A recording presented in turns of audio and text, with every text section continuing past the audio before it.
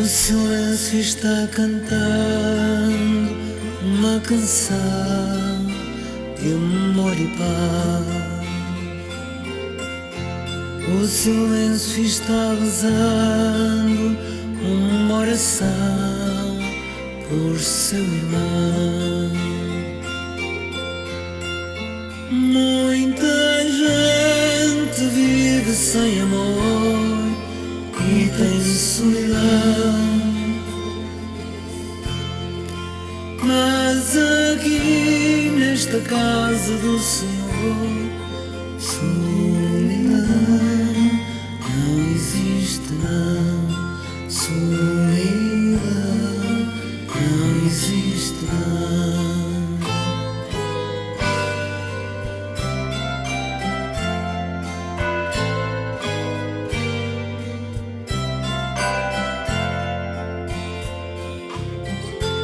O silêncio está gritando, pedindo paz, gritando amor.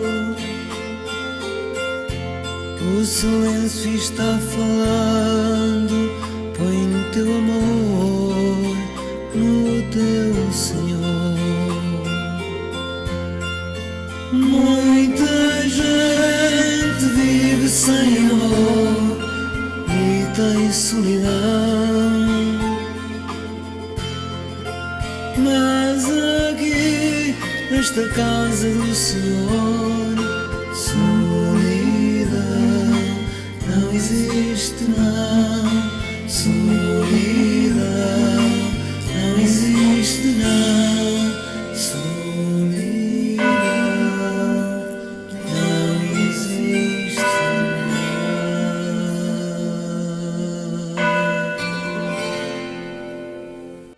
Muito bom dia, caríssimos irmãos e irmãs. Aqui estamos nós mais uma vez reunidos neste domingo para mais uma reflexão com o irmão José António. A liturgia da palavra deste domingo tem continuidade nos temas das semanas anteriores, até porque nos conduz já à celebração escatológica da solenidade de Cristo Rei e Senhor do Universo, que nós vamos celebrar muito em breve. A liturgia da palavra mostra-nos que Deus é sempre fiel à sua palavra, mas é o homem que busca continuamente adaptar a palavra de Deus às suas necessidades e às suas ambições, quando o procedimento deveria de veras ser o contrário. Deveríamos ser nós a adaptar a nossa vida, a nossa forma de agir, a nossa forma de estar no mundo, à palavra de Deus. A palavra escrutada, mais uma vez, nos leva ao debate entre Jesus e os fariseus. E esta é uma palavra que insiste continuamente no convite à conversão permanente do nosso querer e do nosso agir, à autenticidade da palavra de Deus que nós recebemos. A palavra que nós acabamos de escutar alerta-nos para o fato de nós podermos enganar a nós próprios e aos outros, mas Deus não está desatento às nossas atitudes, nem negligente naquilo que respeita às nossas próprias vidas. A palavra leva-nos de novo ao confronto do cumprimento de rituais e prescrições, pervertendo dessa forma o autêntico culto que devemos prestar a Yahvé, nosso Deus. Esta palavra recorda-nos que o essencial do anúncio é o testemunho de vida que nós damos. O povo judeu, como nós já vimos anteriormente, regia-se pela lei e os profetas, que é chamada Tora, mas sobretudo pelas 613 prescrições dadas à Escritura Sagrada. E a religião era formada por um culto ritualista em que reduzia a lei e os profetas à importância do sábado.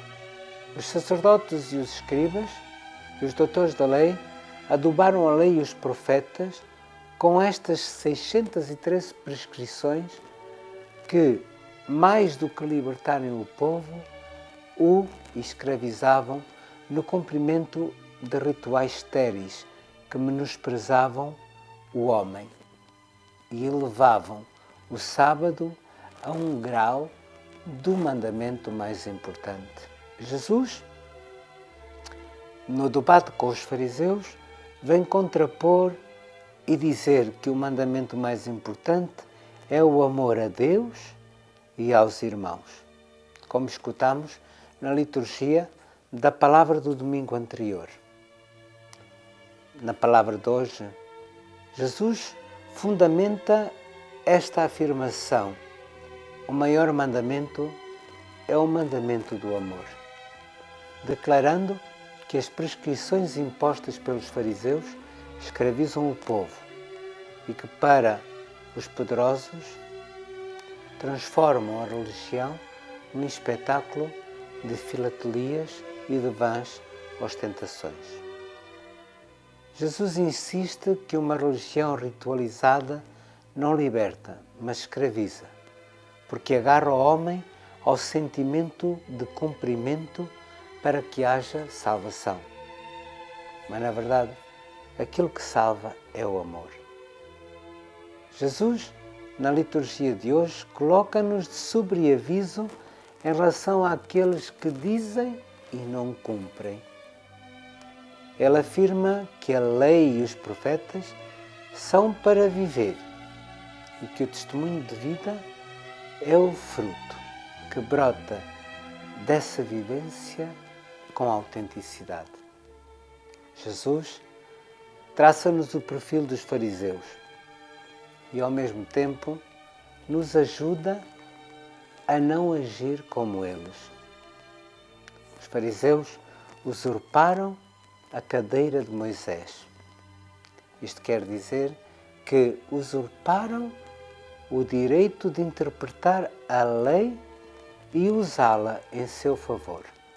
Convém sublinhar e fazer aqui uma ressalva que os fariseus descritos no Evangelho de Mateus têm mais a ver com os fariseus do tempo de Mateus, que é o tempo pós-destruição de Jerusalém pelos romanos, uma vez que os fariseus do tempo de Jesus não detinham esta autoridade exclusiva sobre a interpretação da lei, porque no tempo de Jesus esta autoridade era tripartida entre fariseus, saduceus e doutores da lei.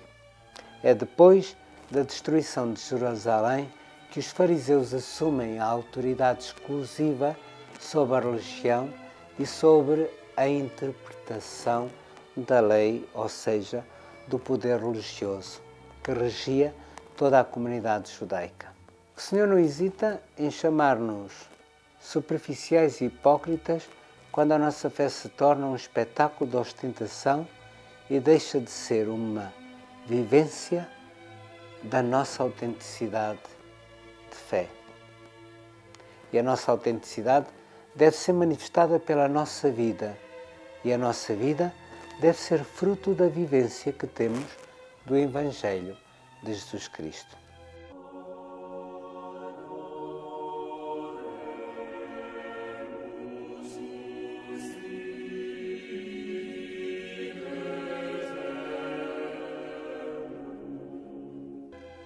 Na nossa rúbrica da liturgia de hoje, nós vamos continuar nesta passagem progressiva sobre os ritos iniciais. E hoje, calha-nos meditar, pensar sobre o ato penitencial. Chama-se ato penitencial a uma breve oração que se diz durante o rito de entrada, depois da saudação inicial. O ministro convida toda a Assembleia ao ato penitencial, o qual, depois de uma breve pausa em silêncio, é feito em uníssono por toda a comunidade, com a forma da confissão geral, e termina com a absolvição do presidente. Com a reforma litúrgica do Papa Paulo VI, que restituiu ao ato penitencial a sua devida importância, o ato penitencial é o momento em que a comunidade se coloca diante de Deus e lhe pede que a purifique e que lhe dê força. E invoca a Cristo, seu Senhor, para que a ajude a escutar e acolher de forma mais proveitosa a palavra. Há 3 modelos de ato penitencial que passo a saber. O primeiro é a recitação do Confiteor, eu confesso, que é rezado em uníssono por toda a comunidade depois daquela breve pausa que deve ser interior. O segundo é um breve diálogo estabelecido entre o presidente da celebração e a Assembleia com a fórmula: Senhor, tem misericórdia de nós, porque pecamos contra vós. Uma terceira forma, uma terceira opção, é uma série de aclamações a Cristo Senhor, com a incorporação do Kyrie. E do Kyrie, do qual nós vamos falar na próxima semana.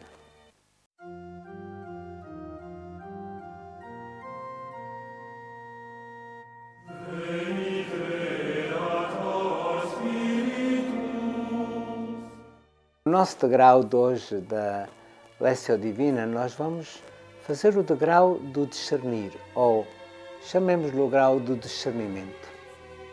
Este é o momento da Lécio Divina em que nós somos chamados a iluminar e a julgar a nossa vida à luz da palavra. Confrontar a nossa vida, as nossas atitudes, as nossas relações, os nossos pensamentos, frente à palavra que estamos a meditar. E deixarmos-nos confrontar por ela, desafiar por essa palavra. Fazer com que essa palavra faça ressonância na nossa vida e de alguma maneira nos acuse ou nos defenda na nossa caminhada de cada dia. O discernir é um passo da Lécio Divina que é importantíssimo, porque leva-nos ao próximo passo para que ele seja mais interior e para que ele seja também mais espontâneo. Boa Lécio, e continuemos a colocar em prática estes simples passos para que possamos colher os bons frutos de uma meditação profunda que nos vai ajudar a caminhar na fé.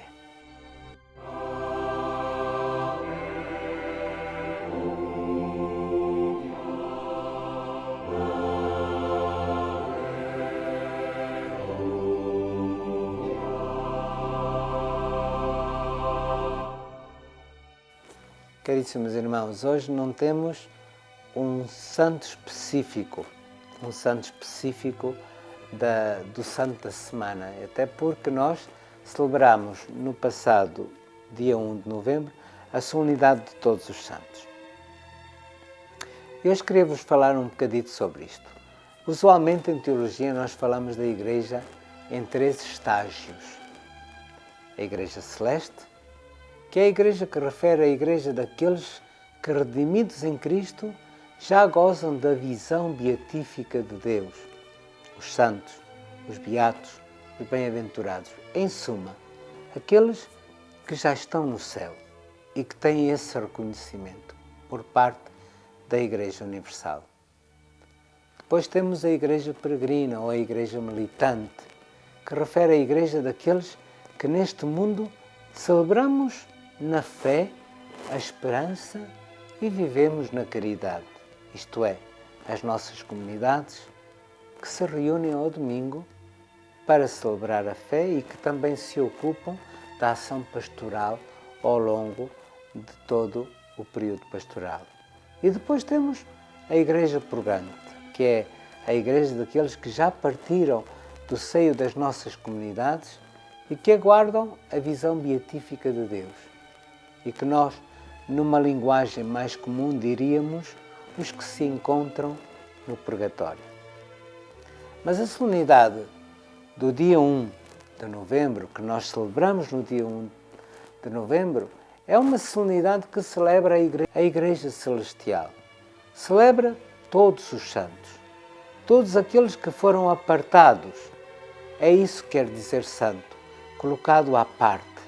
É aquele que já foi separado. E esta solenidade celebra de modo particular todos aqueles que já estão na beatitude de Deus, mas que não têm o reconhecimento público, ou seja, aqueles que não foram elevados às honras do altar. Normalmente nós misturamos a celebração dos fiéis defuntos com a solenidade de todos os santos, mas não são a mesma celebração. Não celebram a mesma realidade, porque numa nós celebramos a glória dos que viveram e testemunharam a fé. Na segunda, nós suplicamos para que os irmãos que faleceram e que viveram na fidelidade da fé e que se encontram num estado de purificação, digamos assim, possam chegar à glória prometida. Dia 1 de novembro, celebramos a Igreja Celestial. Dia 2 de novembro, rezamos pela Igreja Purgante, com o rito próprio da celebração para os fiéis, para que eles recebam a recompensa que lhes está reservada junto de Deus.